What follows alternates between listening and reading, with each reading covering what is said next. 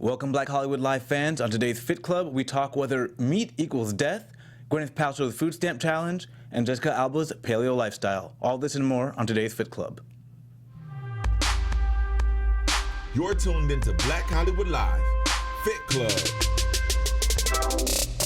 I ain't gonna be cooking no way. I ain't your mama. Welcome to Fit Club, you guys. I ain't your mama, Miss Fallon Mercedes, your host, returning every Wednesday. You guys can find me online at fitwithfallon.com or at fitwithfallon on social media, Instagram, not yet Snapchat, but my co-host Shaka is trying to convince me. Yes, How you doing? Get on the snap. My name is Shaka Smith. You can find me on Twitter, Instagram, and Snapchat at Shaka Strong. All right, if you guys are new to the Fit Club, thank you for joining. Welcome to the club. This show is just about educating you about health and fitness and everything in between. Today we have some great topics as usual. So we are going to dive in. The first topic that we're going to talk about today is, can eating meat increase your I guess decrease your life expectancy? Yeah. You found a great study about that, how studies have shown that eating plant protein versus eating animal protein really does have an effect on your mortality rate. Yeah, and sorry to viewers out there if we're going to sound a little bit like a broken record, because we talk about this almost every week. We do. But it is about But you know health. what? I think it's about even waking me up. This weekend, I'm like, I might really try that John Sally vegan challenge. Yeah, I was thinking about it, and the more you talk to me about it, when he was on the show last week, if you guys didn't watch last week, by the way, go back and you'll have to go back and watch. We had an amazing show with John Sally, who is an NBA, champion, TV host, and a well-known vegan who he really schooled us on. And he lives, he walks his talk. It's just great. He lives the life. We're going to sound like a broken record, because I think we're having a kind of a food conversion in the country, where we're learning that going vegan is a healthier way, and now we have the products and the foods that make it kind of all right. It doesn't taste as bad it might have tasted years ago. And it's kind of known that red meat has been kind of, a reason why there's been so much chronic disease, such as, cancer, diabetes, heart disease, all those things. Yeah, we're not getting farm-to-table red meat. So, a lot of times,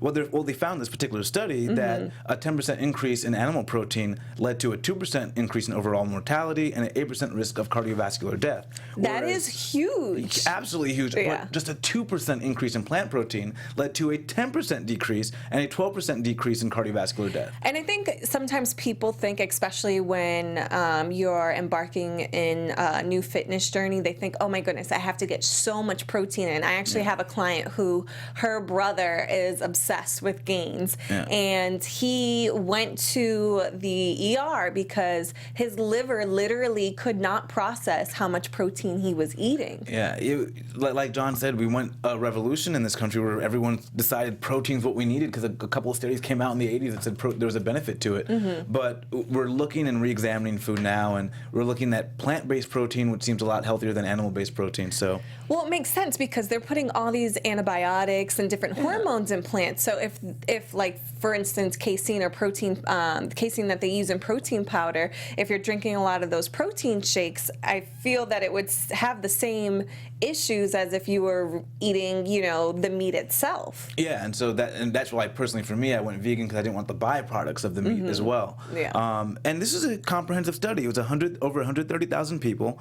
It was initially a 32-year study that was followed up by a 26-year follow-up study at Harvard. So this is a very well studied regimen here. Yeah. So. And there's other components in the food that actually probably have another reason why we see the mortality rate, go up when you're eating red meat. In red meat, there's different, levels of nitrates. It's high in sodium, all have an effect on your health. Yeah, and again, we see so many studies, because this was a study that just examine the correlation. So they're still exactly not sure why this exists. So we're going to continue to see more studies that try to pinpoint what it is about the red meat that's causing the rise in mortality. And especially the red meat, it's so high in sodium, and saturated fat. So cutting out, nixing the meat altogether, I could see has, a better effect on your overall health and organs itself. Yeah, and I encourage viewers, like, if you're afraid of going vegan, try a meatless Monday. That works for a lot of people. Yeah.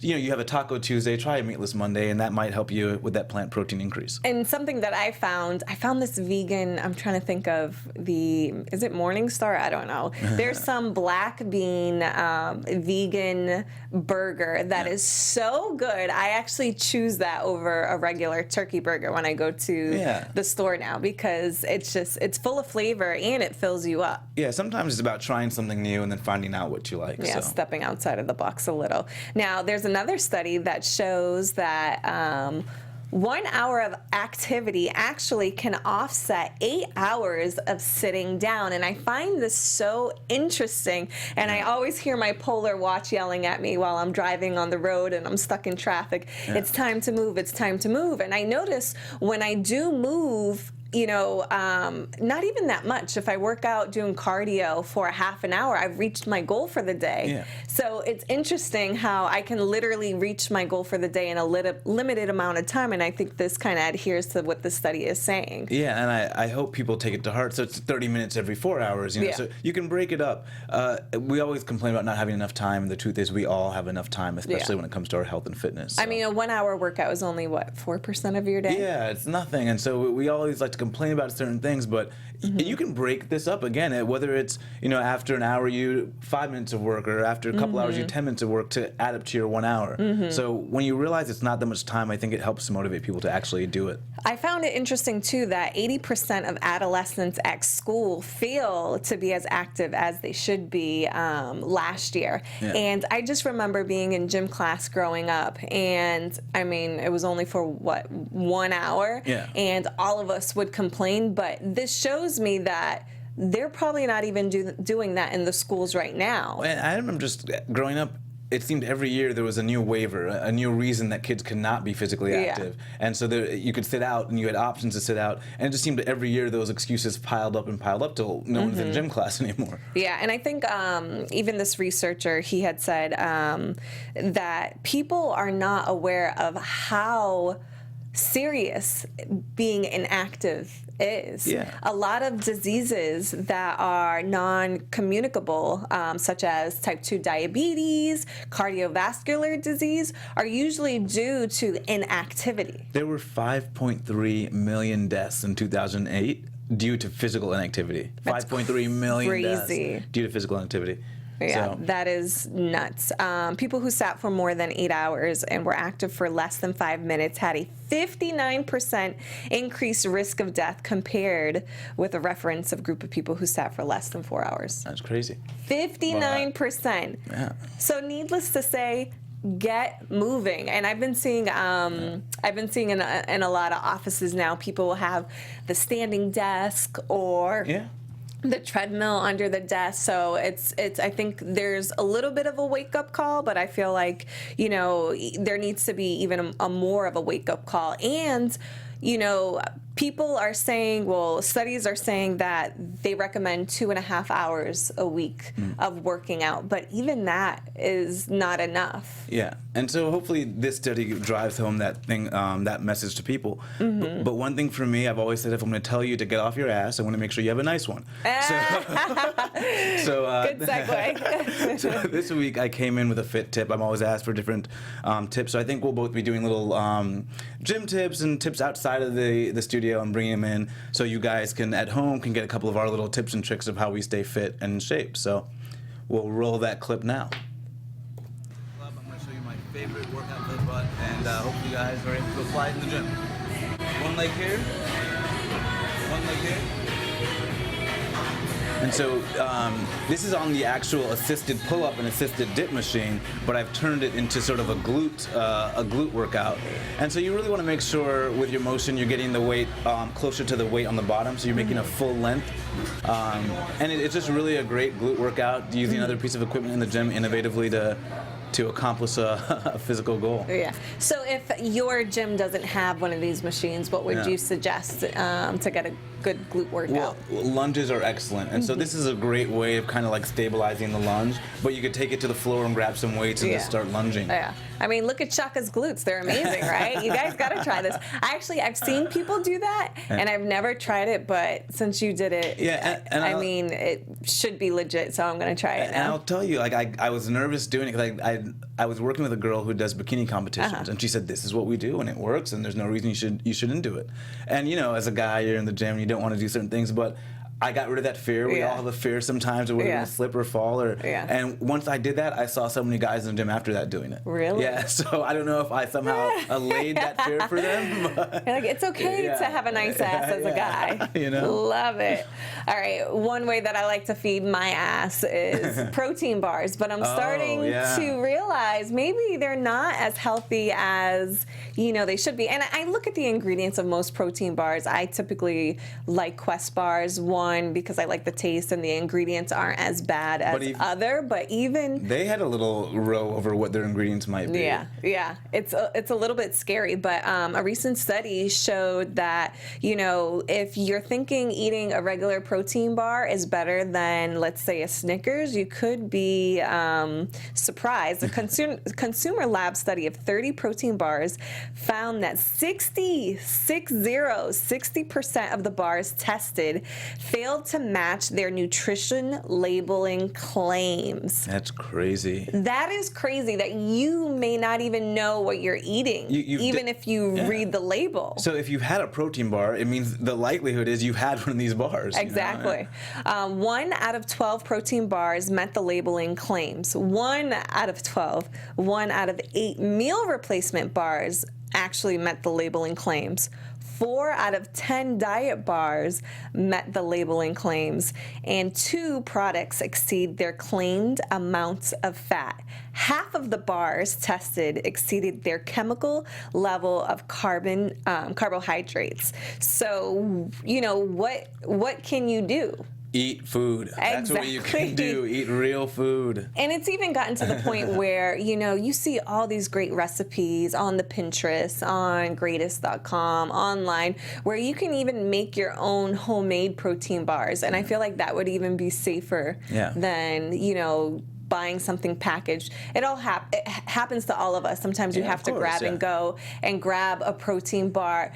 But the truth is, you don't know what's in it, and anything processed should be your last resort. It should be, you know, your last line of defense. Yeah. You know? And I think we're so used to fast food, grabbing things fast, just having, you know, everything convenient. But I feel like, you know, as we're becoming more informed, we have to put our body and our health first and what we put into it. And the worst is you usually believe a claim that you see on a wrapper. You think they're not allowed to lie, you know? Yeah. And so it's really disheartening I didn't know it was this bad. Yeah. You know, I figured maybe there'd be a few, but 60%. And for a Snickers bar, there's 271 calories and a Snickers bar with 29 grams of sugar, which when you compare it to most protein bars, it actually does better or even matches. Yeah, because they're not trying to hide anything. They know they're not like a healthy and bar. You know, I've actually done that a couple times. Sometimes I'll look at the labels and I'm like, you know what?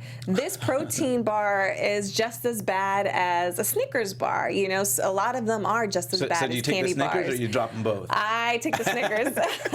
I should drop them both, but you know, sometimes, like I said, when you're in a hurry. Oh, trust me, I've been there. But now Snickers actually has made a Snickers protein bar. Oh, nice. And they also have a runner's bar too. If you're a runner, you know, you are an athlete, you need those fast carbs. So they have different bars for that too. Yeah, I think that space is growing. And I think as it grows and more people buy those bars, you'll get more reputable companies coming in with maybe more whole food type bars. So it's going to be interesting to see the food industry from now to say 5 years from now, how it's going to be different. I mean, what we've talked on the show so far, from beer and liquor, vegan wine already making the change.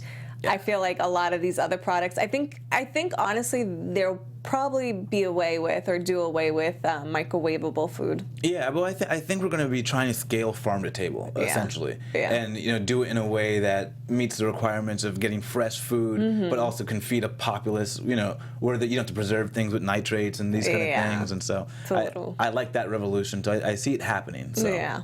Gwyneth Paltrow actually did a new kind of challenge.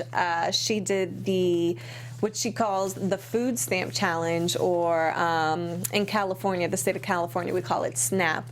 But basically, she challenged herself to live off of $29 for food for the week. Yeah. Now, it does go by supplemental income, meaning depending on how much you make, the government will assist, a certain amount. So she probably did the lowest amount, which was $29. So she went onto her Twitter and tweeted everything and took a picture of, as you can see on the screen, everything that she bought. She bought eggs, she bought lettuce, she bought kale, tortillas, brown rice, but it really wasn't much.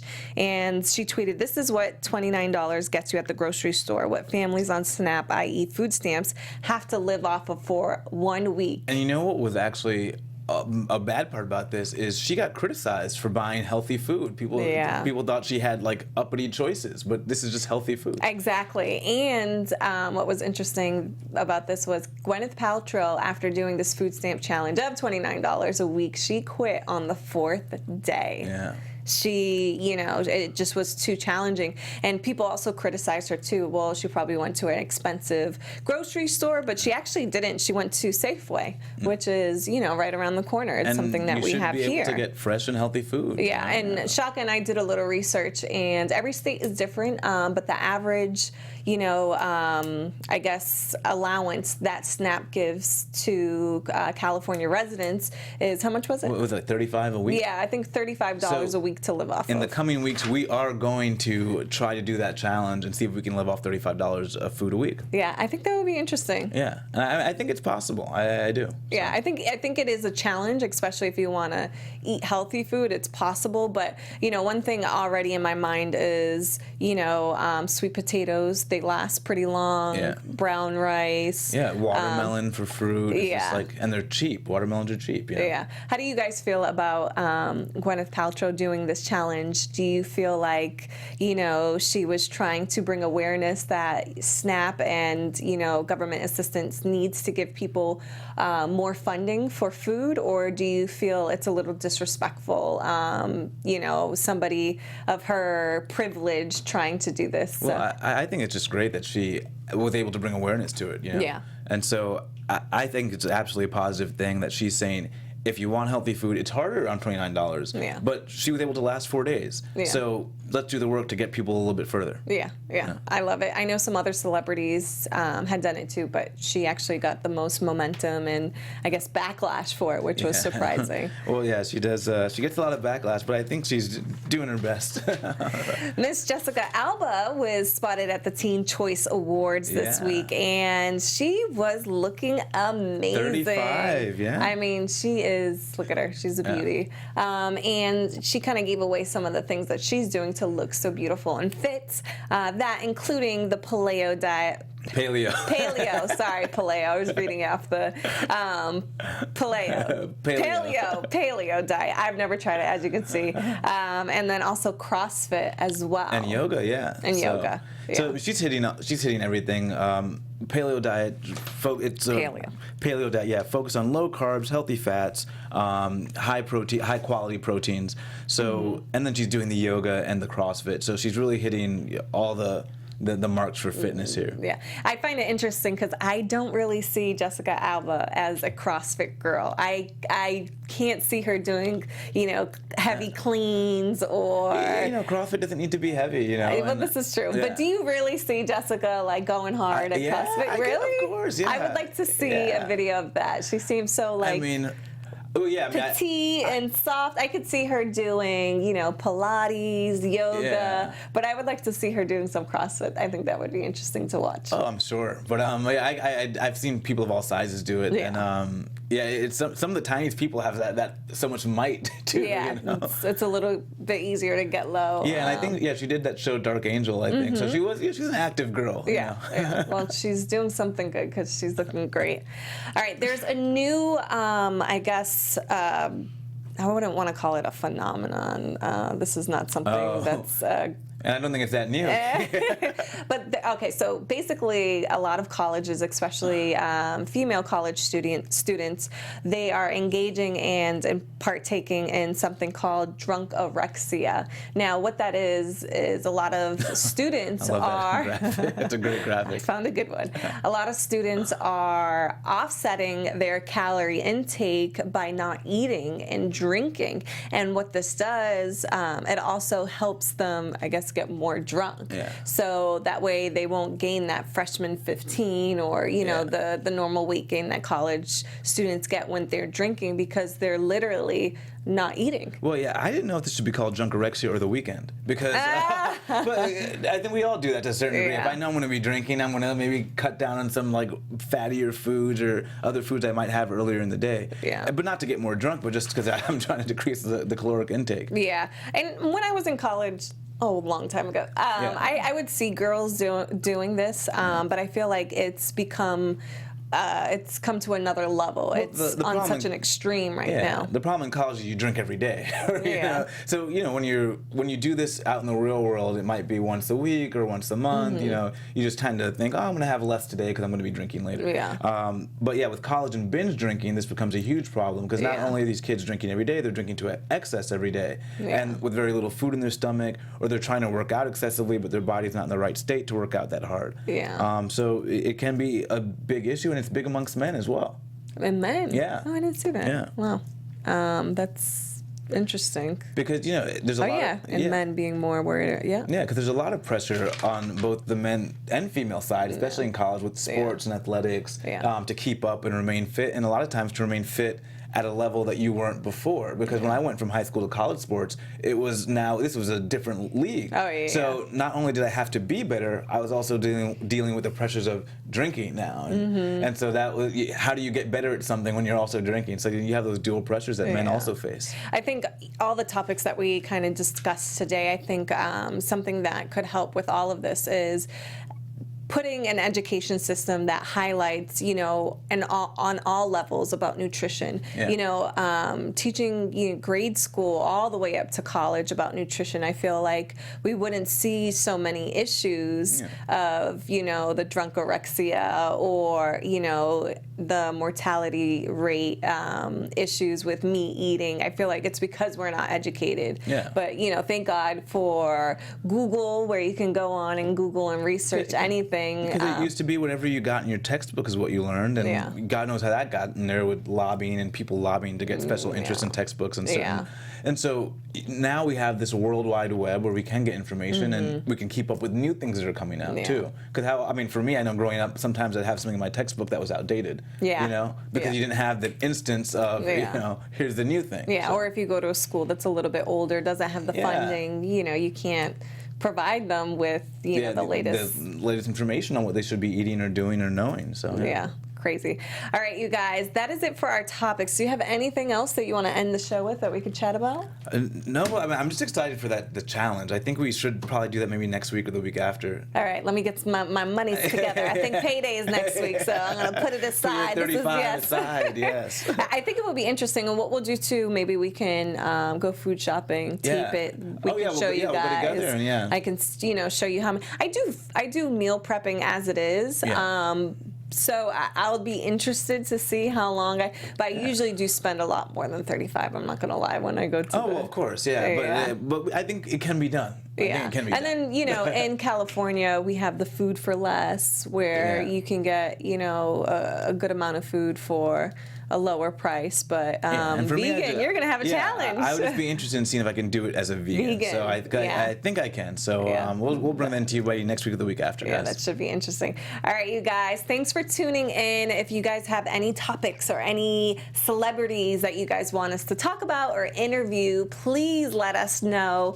You can tweet at at us, find us online. You can find me online at Fit with Fallon on fitwithfallon.com or on social media at Fit with Fallon. Where can they find you, Shaka? And you can find me on Twitter, Instagram, and Snapchat at Shaka Strong. Thanks for tuning in, and we'll see you same time, same place next week. From executives Keven Undergaro, Dario Christie, Tiana Hobson, and the entire BHL staff, we would like to thank you for supporting Black Hollywood Live, the first online broadcast network dedicated to African American entertainment. For questions and comments, contact us. info@blackhollywoodlive.com. Like us on Facebook, tweet us, or Instagram us at BHL Online. And I am the official voice of Black Hollywood Live, Scipio. Instagram me at KingXOBay. Thanks for tuning in. Hollywood Redefined. The views expressed here are those of the host only and do not necessarily reflect the views of BHL or its owners or principals.